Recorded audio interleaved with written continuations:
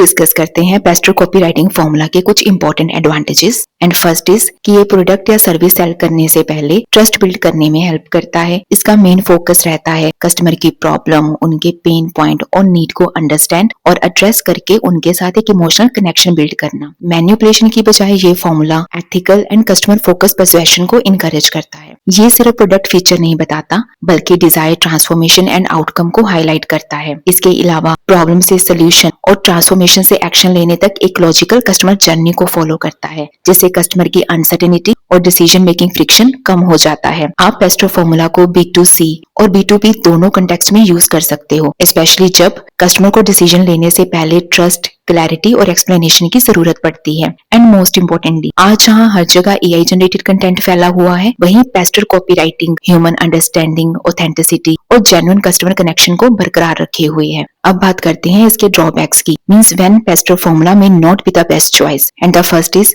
Pasteur formula एक detail framework है, इसीलिए इसे डेवलप करने में ज्यादा टाइम लग सकता है क्योंकि इसकी हर स्टेज को थॉरली डेवलप करना पड़ सकता है। दैट इज द रीजन इसे रील्स, शॉर्ट या वेरी शॉर्ट एड में यूज करना चैलेंजिंग हो सकता है क्योंकि इन प्लेटफॉर्म में स्पेस लिमिटेड होती है, तो सारे स्टेजेस को प्रॉपर्ली डेवलप करना डिफिकल्ट होता है। बट बावजूद इसके आप इस फॉर्मूला के प्रिंसिपल को शॉर्ट फॉर्म कॉपी में अडेप्ट कर सकते हो। And the next, it requires thorough audience research. Means pastor formula से इफेक्टिव मार्केटिंग कॉपी क्रिएट करने के लिए टारगेट ऑडियंस की प्रॉब्लम, इमोशंस, उनकी नीड्स और डिजायर्ड आउटकम को डीपली अंडरस्टैंड करना जरूरी होता है। इसके अलावा अगर स्टोरी, ट्रांसफॉर्मेशन, बेनिफिट्स या ऑफर को अननेसेसरी एक्सैजरेट किया जाए तो कॉपी इसे ओवर ड्रामेटिक या अनरियलिस्टिक लग सकती है, जिससे टारगेट ऑडियंस का जो ट्रस्ट है वो कम हो सकता है और इसकी एग्जीक्यूशन भी चैलेंजिंग हो सकती है। एज वी नो दैट कि पेस्टर के 6 कंपोनेंट्स हैं और हर स्टेज को नेचुरली कनेक्ट करना इंपॉर्टेंट है, और अगर इनके बीच की ट्रांजिशन या मैसेजिंग प्रॉपर्ली डेवलप ना हो तो कॉपी ओनली सेल फोकस्ड या अननेचुरल लग सकती है। And the last is